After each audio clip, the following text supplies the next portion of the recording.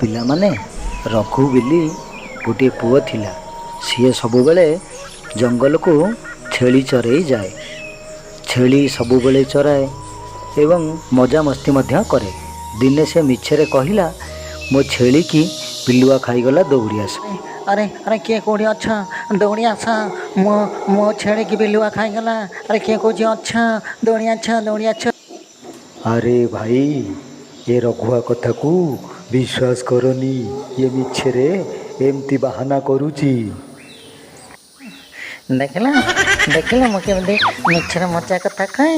ଆମ ଗାଁ ଲୋକ ପାଖରୁ ମଜା ନେଲି ନା, ବହୁତ ମଜା ହେଲା ନା ମିଛ କଥା କହିକିରି। ବୁଝିଲ ପିଲାମାନେ, ରାତି ପାଇଁ ସକାଳ ହେଲା। ପୁଣି ରଘୁଆ ସକାଳୁ ସକାଳୁ ଛେଳି ଚରେଇ ଗଲା।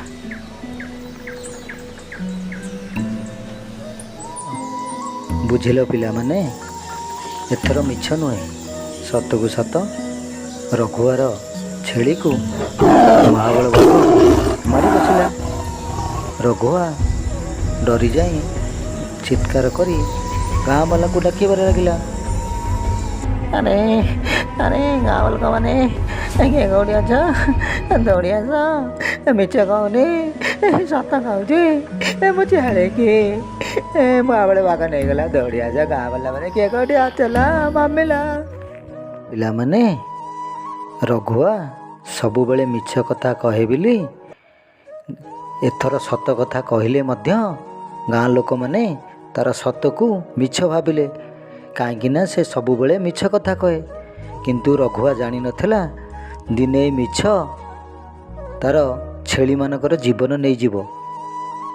ଏଥିରୁ ବୁଝିଲ ପିଲାମାନେ, ଜୀବନରେ ଯେତେ ଦୁଃଖ କଷ୍ଟ ଯାହା ବି ଆସୁ, ମିଛ କେବେ ବି କହିବନି କିମ୍ବା ମିଛ କହିବାକୁ କେବେ ଚେଷ୍ଟା ମଧ୍ୟ କରିବନି। କାହିଁକିନା ସ୍କୁଲରେ ସମସ୍ତେ ପଢ଼ିଥିବ, ସତ କହିବାକୁ କିଆଁ ଡରିବି, ସତ କହି ପଛେଲେ ମରିବି। ମୋତେ ଏତିକି ଶିଖାଅ ସ୍ୱାଇଁ ହେ, ମୋର ଧନ ଜନ ଲୋଡ଼ା ନାହିଁ ହେ। ତେଣୁ ସତ୍ୟରେ ଯେଉଁ ଆନନ୍ଦ ଅଛି, ମିଥ୍ୟାରେ ନାହିଁ। ରହିଲି ପିଲାମାନେ। ଜୟ ଜଗନ୍ନାଥ ସ୍ୱାମୀ ନୟନ ପଥ।